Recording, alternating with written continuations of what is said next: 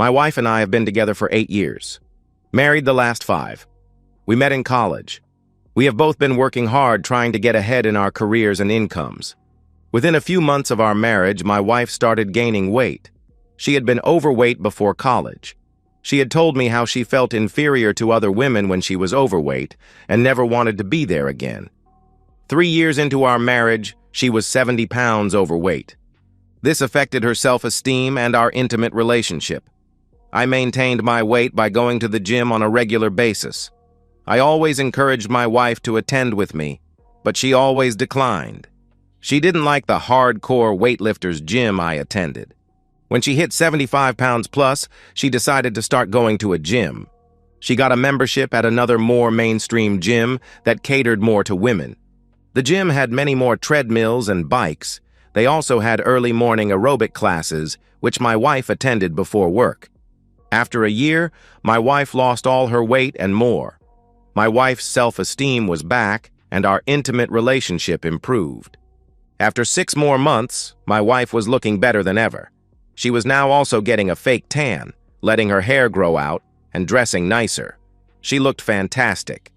I looked forward to our intimate moments more than ever. Unfortunately, our intimate relationship began to dwindle. After a few months, almost nothing. She told me she was too tired from her workouts and encouraged me to take care of myself. The first time she told me this, I felt like she had spit on me. Now being in the proverbial between a rock and a hard place. The rock being trusting relationship and the hard place being, is she cheating? Not being the type of person that sits around hoping for the best. Forget the rock. If I am wrong, I will fess up and have to kiss her ass for a few months. Whereas doing nothing let self-doubt into my life. Life is hard enough already. I put a voice-activated recorder in the lining of her purse and turned on location tracking on her phone. I found she was meeting someone special on Tuesday and Friday mornings. She was spending intimate time with a trainer in the gym on those days, at his apartment. His name was Jim. He was one of those health nuts that every moment of his life was dedicated to looking good and being as fit as he possibly could. His social media was filled with pictures of himself posing, working out, or participating in some type of race. I'm not sure how I handled the next 3 weeks. I was in a mental fog of despair, angry one moment and depressed the next. I began working out longer in the morning and added a routine after work. I felt inadequate and felt improving my looks would win my wife back.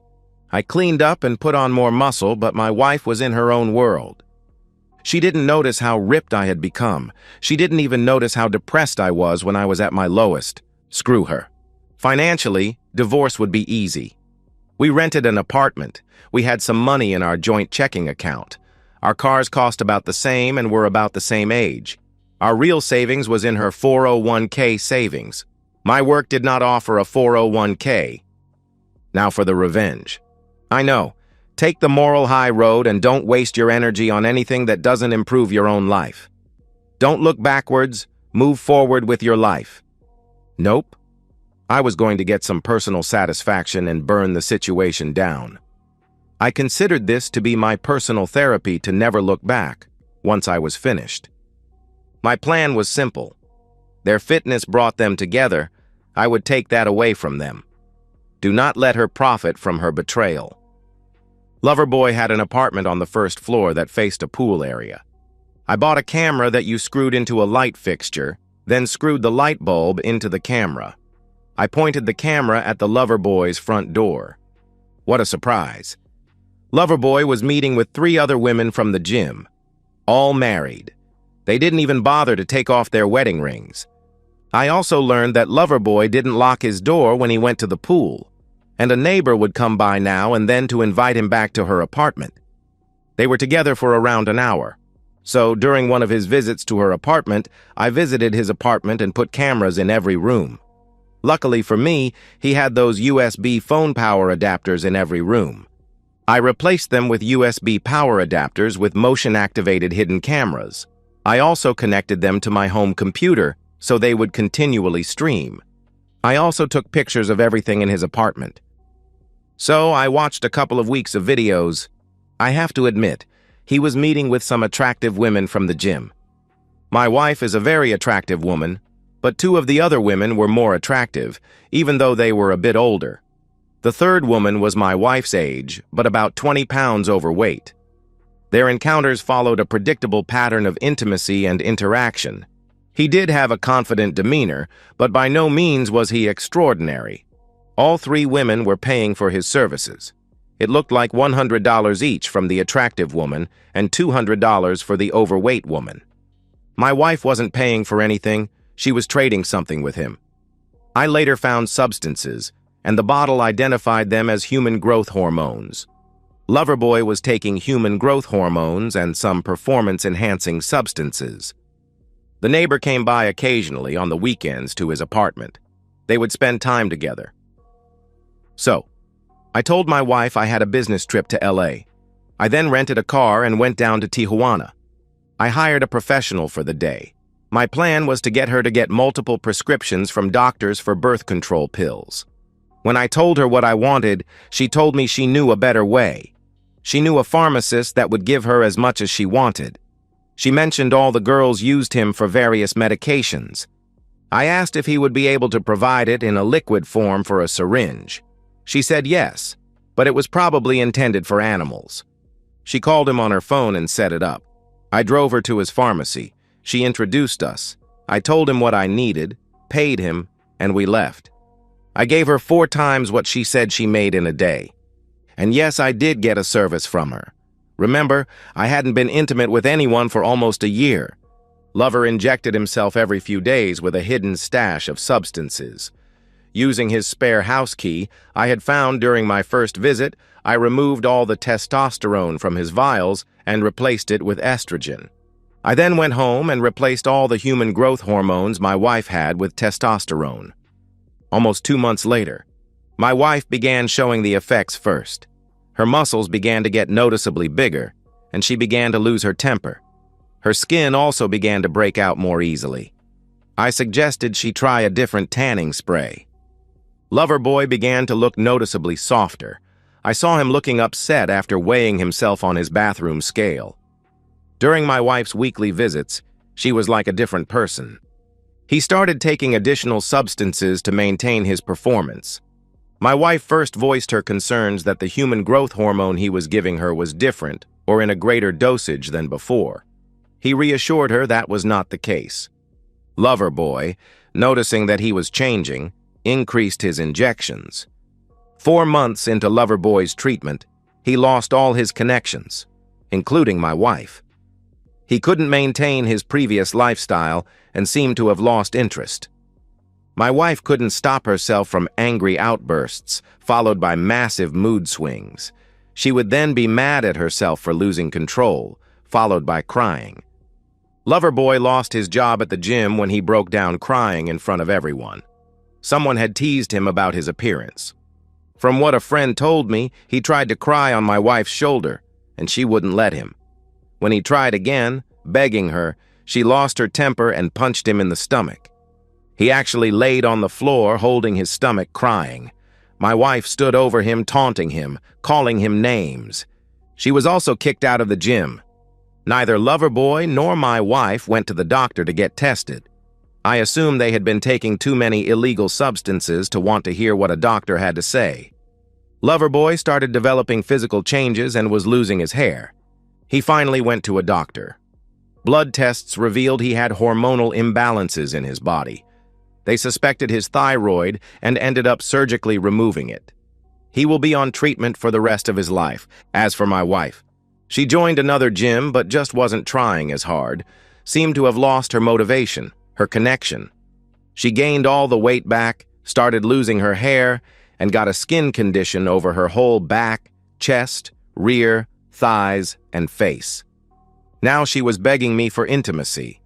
I told her I would not be intimate with her until I knew that her condition was not contagious. Because of her condition, I hadn't slept in the same bed with her in months. My wife finally went to a doctor. By now, the substances had worn off. The doctor scheduled my wife for an allergist and gave her some pills to help with her depression. My wife was hitting rock bottom emotionally. The next morning, there was an envelope on the front seat of my wife's car. Inside was a voice player, 2 pictures, and a note. The first picture was of my wife in a compromising situation with Jim. The second showed my wife with a substance.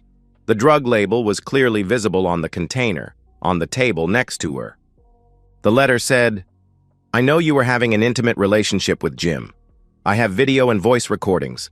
I will leave you instructions to leave me $10,000 in the 20s, or I will go to your husband with the evidence and the authorities with the illegal substance evidence.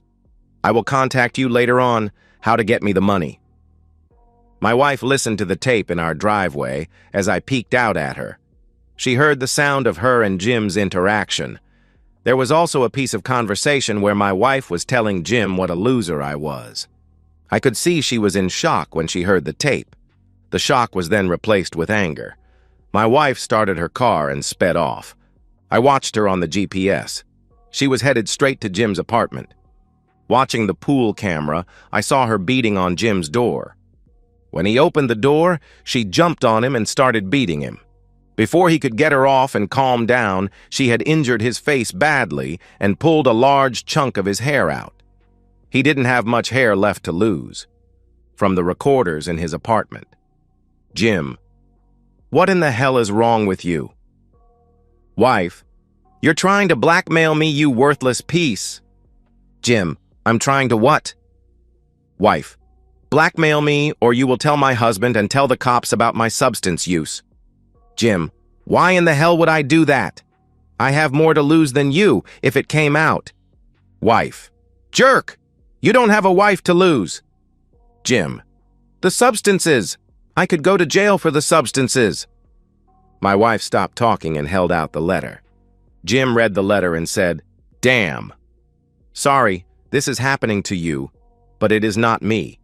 In fact, I was just packing the last of my things. I am moving back in with my mom and dad till I can find a job and get healthy again." He handed her the letter. My wife finally noticed most of Jim's things were gone or in boxes. She then noticed that Jim had 2 black eyes and a cast from his right knee down. My wife: "What the hell happened to you?" Jim: "Your husband is not the only husband upset with me." My wife glared at Jim. "What do you mean?" Jim: "There are 3 other wives who keep confronting me." My wife screamed, "You were with 3 other women while you were with me." Jim said, "I'm sorry," and started to cry. Wrong answer. My wife grabbed his t-shirt and punched him hard, breaking his nose. Jim fell backwards onto his rear, leaving my wife looking down at him, still holding his shredded t-shirt in her hand. Wife: "I told you you were worthless. If I find out you have anything to do with this, I am going to harm you." Jim sat on the floor crying as my wife stormed out the door. That night after work, I could tell my wife was agitated. I didn't say a word. I left another letter in her car telling her to put the money into a gym bag and leave it in the trunk of her car when she was at the gym that day. When she came out from the gym, the bag was gone, and in its place was a cell phone. Using a voice disguising device, I called my wife the next day and told her the $10,000 was just a test. I would leave her alone if she would cash out her 401k and give it to me. She lost her temper and told me she would never do that. I told her thanks for the $10,000 and hoped she enjoyed her divorce, jail time, and her relatives seeing what an unfaithful woman she was. After trying to negotiate with me, I sent her one of the videos. She finally gave in. It took a month for her to get the money out. I told her to leave the money in her husband's trunk, and that I would retrieve the money while he was at the gym that evening. I reassured her she would never hear from me again, especially since she was out of money. By her GPS, I saw she was trailing me. I saw she parked down the street to watch my car. I bought a case of protein powder, gave the trainer my car keys, and asked him to put it into the trunk of my car. While he did it, I went and worked out. When I got back from the gym that evening, I saw her sneak outside and look in my trunk. The box of protein was there, but the money was gone. A few days later, I took her to a very expensive restaurant for our anniversary. A jacket and tie are required for the men and dresses for the women. During drinks, I served her the divorce papers with pictures from her affair. Her first question was, "How did you get these?" I told her I had found them on my front seat after going to the gym. She started crying, told me she loved me, and that we could work through this. I told her the evidence showed she had been meeting with him for almost a year. I had also heard some of the horrible things she had said about me. I had even heard her planning on taking all our money and leaving with him. She cried and told me she would be the best wife a husband could want. I told her calmly, "What? That's what got us into all this mess. You lost weight and improved your attitude, and what did you do with it? You betrayed me. Now you are back to being a depressed person, and I'm supposed to take you back?" I paused for a few moments, staring at her. "You're just a disappointment." She sat frozen as my words bounced around inside her head. She recognized them but couldn't quite remember where she had heard them before. Then there it was, the recognition in her eyes. As expected, she blew up big. She screamed at the top of her voice, "You son of a blip, I am going to kill you," as she threw her drink at me. Pushing away from the table, wiping my face, I accidentally pushed the table into her stomach. She took this as an insult. She picked up her salad and threw it at me. She then grabbed a steak knife and leaped over the table, trying to harm me. The tip of the knife cut through my jacket. By now, I was backpedaling fast and she was coming after me. Luckily, she did the classic overhand stab, and I was able to grab her arm. 2 waiters then helped me to wrestle her to the ground as she screamed out how she was going to kill me. We managed to get the knife away and her onto her stomach on the floor. The 2 waiters sat on her back until the police arrived. When the police arrived, she was still seething. When the waiters got off her back, she surprised everyone by jumping up and trying to stab me again with a knife that she had been laying on. The police tasered her, put her into handcuffs, and then took her away. When the police questioned me, I briefly explained I had served her divorce papers for adultery. I told them I started recording everything after she started yelling at me. I did not tell them I started it right after my disappointment remark. After watching the video, they asked me to send them a copy, then they left. The video evidence of the restaurant fight and her attempt to harm me got her some jail time. That, plus her evidence of adultery, got me a favorable split during the divorce. In fact, I got all the cash and all of the assets except her car. Since my wife had stolen a large portion of our marital assets, her 401k, the judge told my wife he believed the missing money, the $10,000 and the 401k, were in her possession or in her lover's possession. Either way, she was responsible for paying me back my owed share. She declared vehemently that she did not have the money and her blackmail story didn't fly at all. She even tried to accuse me of orchestrating it, but she only had accusations. She had to pay me alimony for 5 years to make up the difference from her theft. As for me, I had a great weekend in Las Vegas and miraculously won almost as much as my wife had stolen from me. After paying the tax on $10,000 plus the 401k amount, I was able to reinvest the money long-term in my own retirement fund. With my salary ever improving and the 5 years of alimony, I was able to buy my own condo and a couple of really nice cars. And to this day, I wonder why people are so stupid as to betray the trust of the person they love and trust the most, and then expect that person not to betray their trust in return. And so, we've reached the end of today's story. Was it what you expected, or did it take a twist you didn't see coming? I'm curious to hear your thoughts. Share them in the comments below, and let's get a conversation going. If this story kept you hooked, make sure to hit that like button. And if you're new here or just haven't subscribed yet, now's the perfect time to join our community. I bring you fresh, captivating stories every day, so click that subscribe button and turn on notifications so you never miss out. Thanks for watching, and I'll see you in the next one.